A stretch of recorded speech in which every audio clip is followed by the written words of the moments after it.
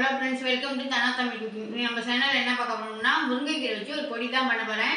அது நம்ம இட்லி தோசையும் தொட்டுக்கலாம், சாப்பாட்லேயும் போட்டு கிளறி பிள்ளைங்களுக்கு ஸ்கூலுக்கு கொடுத்துடலாம்.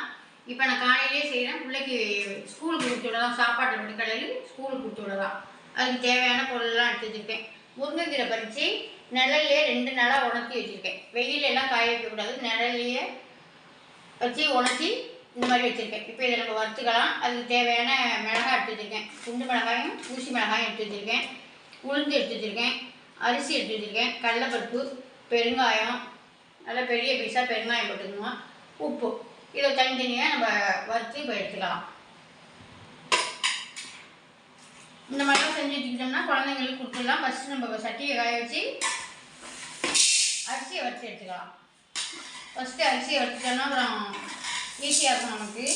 அப்புறம் எண்ணெய் ஊற்றிடுவோமா, அரிசி பொரியாது. அதனால் ஃபஸ்ட்டு அரிசியை வச்சு எடுத்துக்கலாம். பிள்ளைங்களுக்கு நல்லா ஹெல்த்தியாக நல்லாயிருக்கும். இட்லி தோசையும் கொடுத்துடலாம், சாப்பிட்டுருவாங்க. சாப்பாட்டையும் கிளம்பி ஸ்கூலுக்கு கொடுத்துடலாம். நம்மளையுமே போட்டு சாப்பிட்டுக்கலாம். அரிசி ஒரு ஸ்பூன் எடுத்து போட்டு கொஞ்சம் நெய் இல்லைன்னா எண்ணெயை ஊற்றி சாப்பிட்டுக்கலாம். இப்போ நல்லா பொரிஞ்சிட்டா கொஞ்சம் செவந்தாலே நல்லது தான். அவங்க பிரச்சனை பொடிக்கிட்டானே, நல்லா கொஞ்சம் நல்லாவே வறுத்து எடுத்துக்கலாம். இப்போ வேறு பாத்திரத்தில் மாற்றிட்டு அதே எண்ணெய் ஊற்றி வச்சு கொஞ்சம் கொஞ்சமாக எண்ணெய் ஊற்றி நம்ம தனித்தனியாக வறுத்து எடுத்துக்கலாம். உங்களுக்கு கிராமத்தில் டவுன்லலாம் உங்களுக்கு கிராமத்துலலாம் நிறையா முருங்கைக்கீரை கிடைக்கும். அப்பப்போ எடுத்து பச்சையாகவே எல்லாம் செஞ்சுக்கலாம். சுண்டி சாப்பிட்டுக்கலாம், குழம்பு ஊற்றி சாப்பிட்டுக்கலாம், எது எதுவும் பண்ணி சாப்பிட்டுக்கலாம். டவுனில் உங்களுக்கு கிடைக்காது. அது மாதிரி நம்ம கிராமத்துக்குலேருந்து நீங்கள் செஞ்சு கொண்டு வச்சுக்கிட்டிங்கன்னா பிள்ளைங்களுக்கு எப்போ வேணாலும் எடுத்து கொடுக்கலாம். கெட்டெல்லாம் போகாது. இட்லி பொடி மாதிரி நல்லா ரொம்ப நாளைக்கு இருக்கும். வெங்காயத்தை பொரித்து எடுத்துக்குவோம்.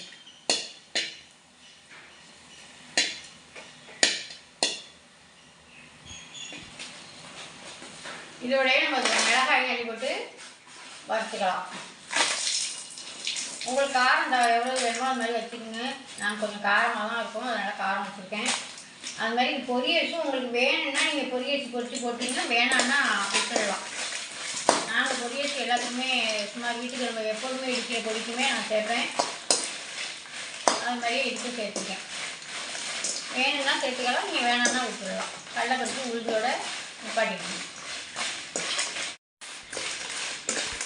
நல்லா சிம்மில் வச்சு நல்லா பொறுமையாக வறுத்து எடுத்துக்கலாம்.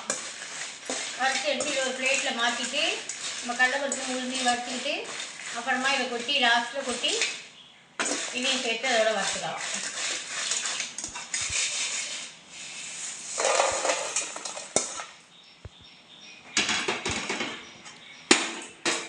சும்மா எண்ணெய் நிறையா ஊற்றோன்னா ஒவ்வொரு கொஞ்சம் கொஞ்சோண்டு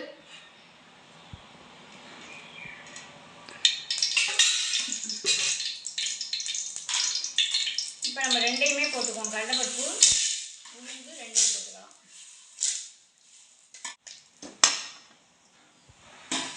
இப்போ உளுந்தையும் சேர்த்துக்கலாம். உளுந்து வந்து கருப்பு உளுந்து எடுத்துங்க. இந்த மாதிரி தோல் உளுந்தாக எடுத்துங்க. அதுதான் பிள்ளைங்க நல்லா இருக்கு. தோலோடு இருக்கிறது தான் சத்து. வெள்ளை உளுந்து எடுப்பாங்க சில பேர். வெள்ளை உளுந்தோட கருப்பு உளுந்து தான் நல்லது.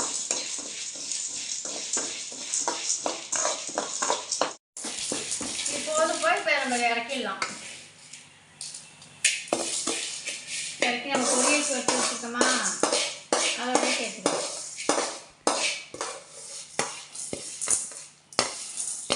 உப்பு எடுத்து வச்சுருக்கோமா, அந்த உப்பையும் வறுத்துடலாம். உப்பை ஏன் வறுத்துட்டு போனோம்னா, நம்ம பொடி நம்ம ஒரு மரத்துலலாம் வச்சுருந்தோம்னா பொடி கெட்டெல்லாம் வராது. அதனால் எப்பயுமே பொடிக்கு நான் உப்பு வறுத்துட்டு தான் போடுவேன்.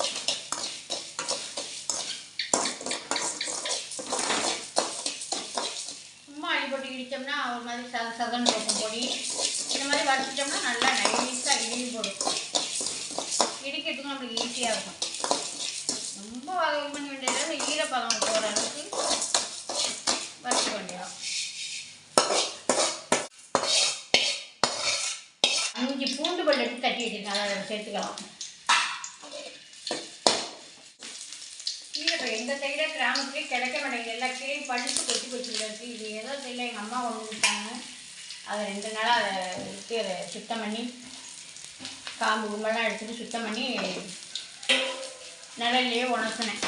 அடுப்பை நல்லா சிம்மில் வச்சுக்கிட்டு நல்லா ஒரு 10 நிமிஷம்னாலும் அதை இது பண்ணணும். ஃபுல்லாலாம் வைக்கக்கூடாது. நல்லா வதக்கி எடுத்துக்கலாம்.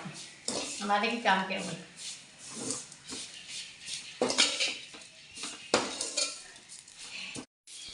இப்போ பாருங்க, இதுக்கு வந்து கொஞ்சம் நீங்கள் வந்து முருங்கைக்கீரை எப்படி எவ்வளோ எடுக்கிறீங்களோ அதுக்கு தகுந்த மாதிரி எண்ணெய் ஊற்றிக்கணும். கொஞ்சம் இது எண்ணெய் ஊற்றி நீங்கள் வறுத்தீங்கன்னா தான் கொஞ்சம் நல்லா நம்மளுக்கு பொறன்னு வறுப்படும். இல்லைன்னா ஒரு மாதிரி அவிஞ்சது மாதிரி சதன்னு ஆகிடும்.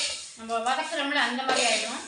அதனால் கொஞ்சம் நல்லா 2 நாளைக்கு நிழல்லையே உணர்த்தி கொஞ்சம் எண்ணெயும் கொஞ்சம் கூட ஊற்றி ஒரு 2 ஸ்பூன் 3 ஸ்பூன் நான் இப்போ ஒரு 3 ஸ்பூன் ஊற்றிருக்கேன். ஊற்றி இந்த மாதிரி வறுத்துக்கணும். தெரியா இப்போ கலகலன்னு இருக்கா, குழம்புன்னு இருக்கு பாருங்க. இன்னுமே சட்டமாக ஒரு 2 நிமிஷம் வறுக்கணும். அது நல்லா கைவிடாமல் கிளறிக்கிட்டே இருக்கணும்.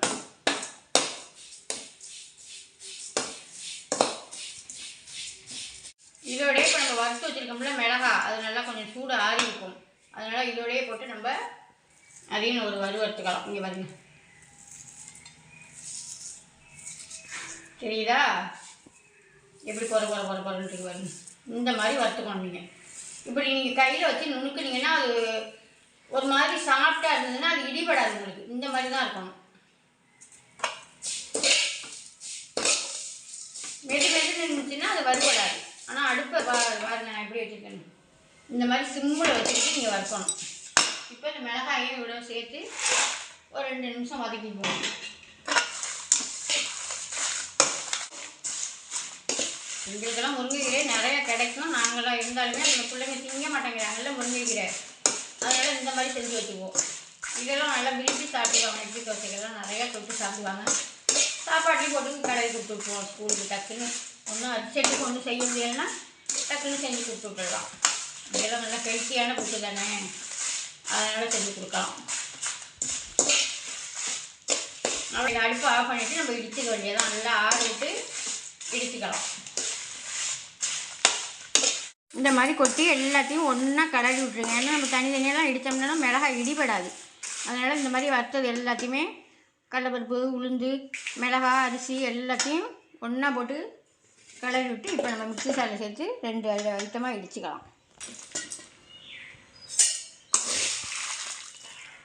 அருமையாக இருக்கும். நல்லா வாசமாக நல்லா சூப்பராக நல்லா இருக்கும்.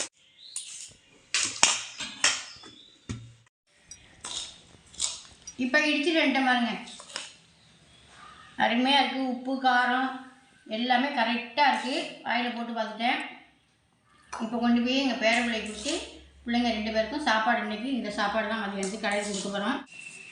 அவ்வளோதான் ஃப்ரெண்ட்ஸ். இந்த வீடியோ பிடிச்சிருந்தா ஒரு லைக் பண்ணுங்கள், ஃப்ரெண்டுக்கெல்லாம் ஷேர் பண்ணுங்கள். இது வரையும் நம்ம சேனலை பார்த்துட்டு சும்மாவே பார்க்குற நீங்கள் சப்ஸ்கிரைப் பண்ணிவிட்டு பாருங்கள். பாய்.